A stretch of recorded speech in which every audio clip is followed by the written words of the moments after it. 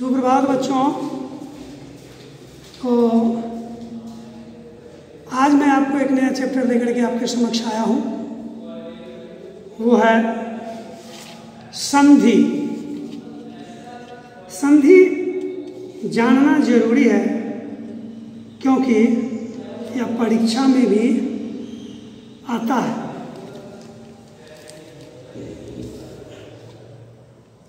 संधि परीक्षा में भी आता है। परीक्षा में पूछे जाते हैं संधि क्या है। ऐसे प्रायः देखा गया है कि संधि विच्छेद में आप लोग बहुत पुअर हैं।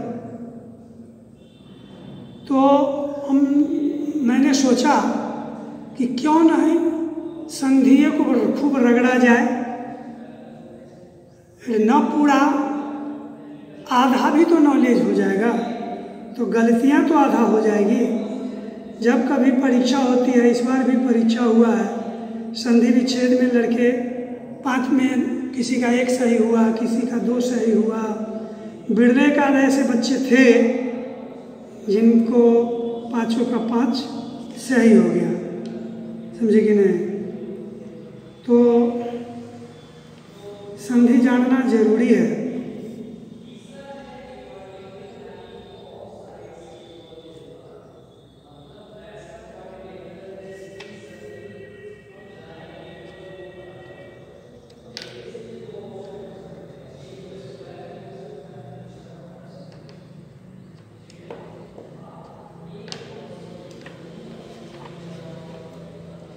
संधि कहते किसे हैं? 2 वर्णों के मेल से जो विकार उत्पन्न होता है उसे संधि कहते हैं। 2 वर्णों के मेल से जो विकार उत्पन्न होता है उसे संधि कहते हैं।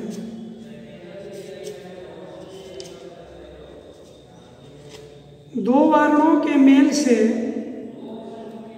जो विकार उत्पन्न होता है उसे संधि कहते हैं। समझ गए?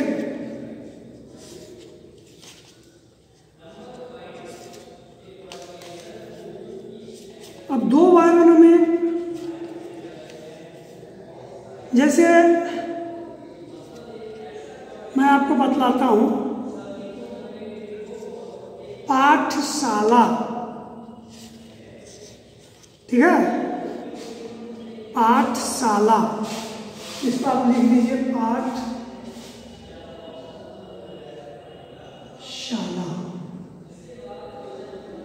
इसको 2 खंड में बांटना है और दोनों खंड का कुछ अर्थ भी होना चाहिए।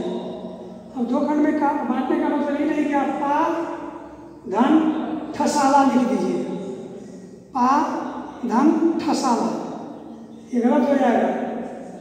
पाठशाल जोड़ लो लिख दीजिए, ये भी गलत हो जाएगा। ऐसे 2 खंड में तोड़िए कि दोनों का शाब्दिक अर्थ हो। जैसे पाठ जोड़ शाला, पाठ जोड़ शाला, पाठशाला। पाठ का मतलब होता है पठन पाठन, शाला का मतलब होता है आवास, आश्रय, घर कहो। तो जहाँ शिक्षा दी जाती है, पढ़ाई जाती है, उस स्थल को पाठशाला का। तो संधि से तात्पर्य है, हम कहें आपको कि जब 2 वर्णों के मेल से विकार उत्पन्न होता है, पाठ ठो क्या है? व्यंजन वर्ण है, और आप पढ़े हैं कि व्यंजन वर्ण स्वर वर्ण की सहायता से बोली जाती है। तो ठो के बाद ओ आता है, तो इसमें हो गया पाठो, ठो का ओ, पाठो ओ, इसका वर्ण ओ हो गया। सो सा है तो सा आ है, तो ओ जोड़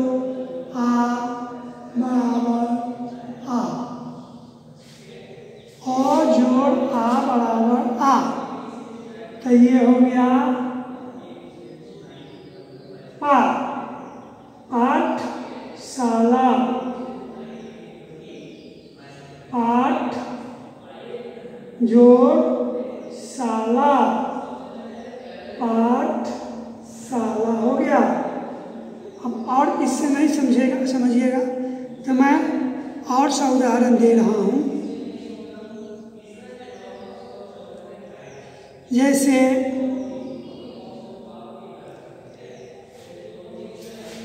ज्ञानाभाव,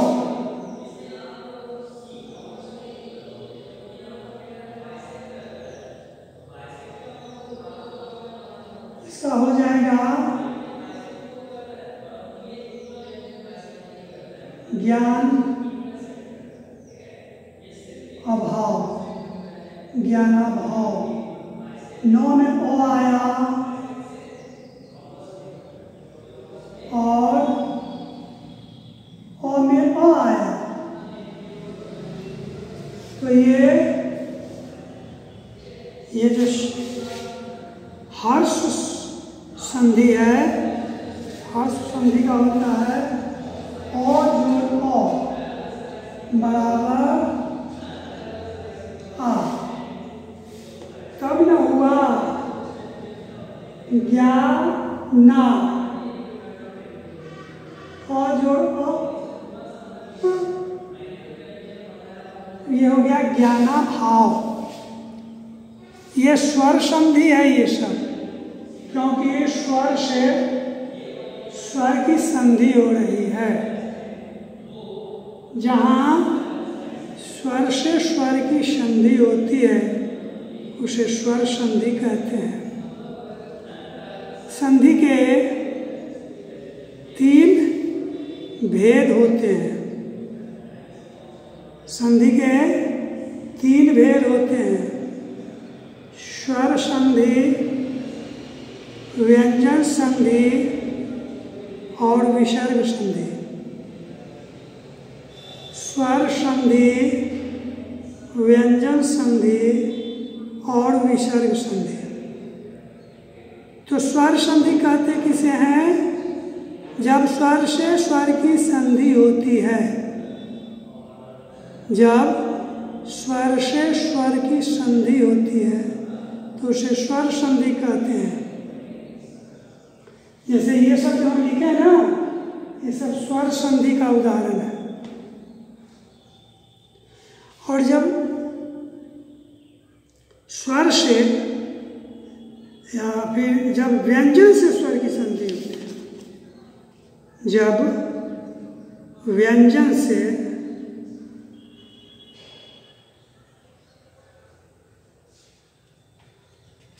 जब व्यंजन से स्वर की संधि होती है तो इसे व्यंजन संधि कहते हैं। जैसे उद्वेग, उद्वेग उ, 2 वश संयुक्त एकार और 2, उद्वेग। तो यहाँ हो जाएगा उत जोड़ वेग। इसमें किन किन वर्णों की संधि हुई है? ये क्या है? तो है ना? तो जो है, ये हालांकि अधिक तो है, लेकिन ये व्यंजन वर्ण है। और वेग का ए हुआ, वह एक मात्रा लगने से वे हुआ, तब इसमें क्या लगा हुआ है? ए। तो अ और ए, अ और ए से वे बन जाता है। अ और ए से वे बन जाता है, इसलिए ये हो गया उद्वेग। उत जोड़ वेग, उद्वेग। दिग्गज,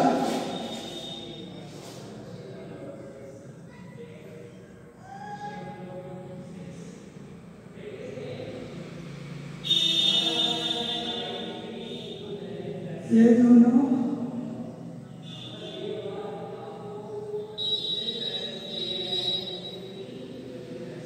स्वर संधि हुआ। दिग्गज, यहाँ हो जाएगा दिक, दिक मतलब दिशा, क में हलन, जोड़ दिक जोड़ गज, गज, दिक जोड़ गज, दिग्गज। तो यहाँ क्या हो गया, क हलंत हो गया ये। तो जिसमें शुरू में ये हलंत आएगा वो निश्चित रूप से व्यंजन संधि होगा। तो ये हो गया आपका व्यंजन संधि।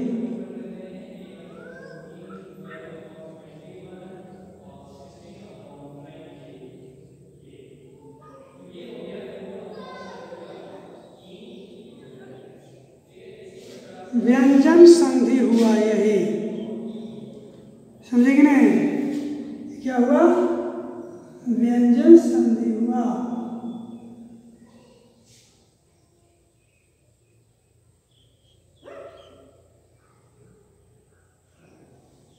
व्यंजन संधि पहचानने का तरीका सीख लीजिए। जब स्वर से स्वर की संधि होती है, वैसे संधि को स्वर संधि कहते हैं। जब स्वर से व्यंजन की संधि होती है तो उसे व्यंजन संधि कहते हैं, और जब स्वर से विसर्ग की संधि होती है तो उसे विसर्ग संधि कहते हैं।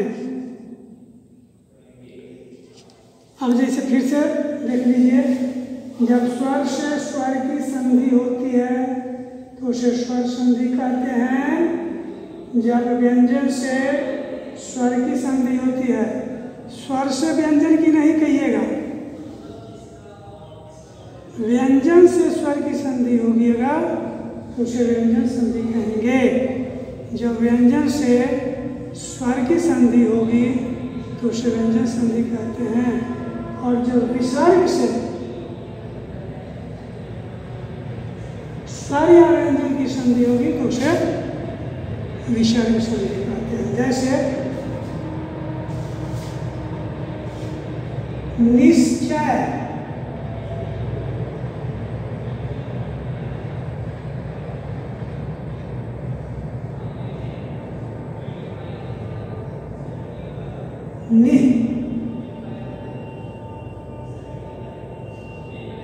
जोड़चय, निश्चय, मनोहर,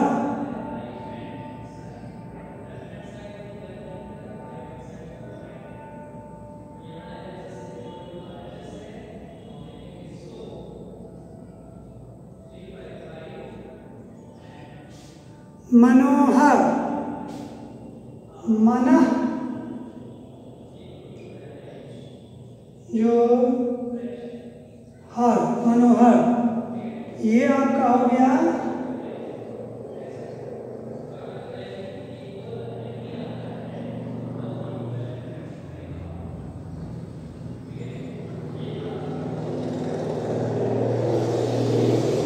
विसर्ग संधि।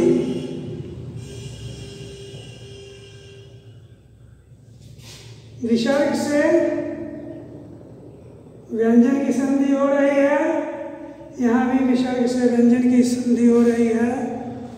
स्वर या व्यंजन की संधि हो तो यहाँ अगर चौ में अ है, चौ में अ है तो ये तो स्वर में हुआ इसके अंदर। जैसे इसमें बतला है कि सा में आ है, उसी तरह चौ में अ है तो यहाँ विसर्ग है और यहाँ स्वर है। तो केवल स्वर ही नहीं, विसर्ग से के साथ अगर व्यंजन का भी संधि हो तो उसे व्यंजन संधि कहते हैं। स्वर संधि, व्यंजन संधि और विसर्ग संधि।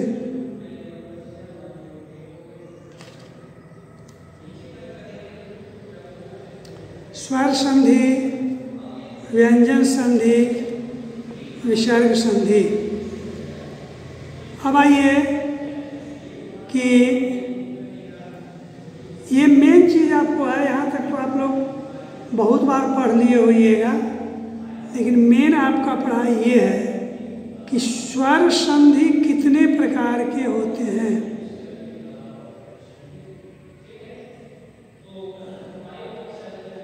तो स्वर संधि के 5 भेद होते हैं। केवल स्वर संधि के 5 भेद होते हैं। हर्ष संधि, गुण संधि, वृद्धि संधि,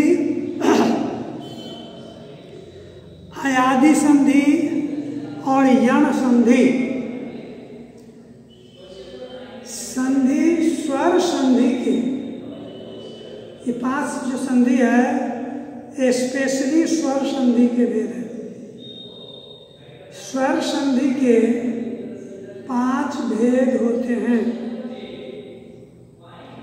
हर्ष संधि, गुण संधि, दीर्घ संधि, हर्ष संधि, गुण संधि, वृद्धि संधि, यण संधि, अयादि संधि। संधि के जो ये 5 भेद हैं, कौन कौन? कि एक है हर्ष संधि, दो में है गुण संधि। मैं इसको लिख ही देता हूँ।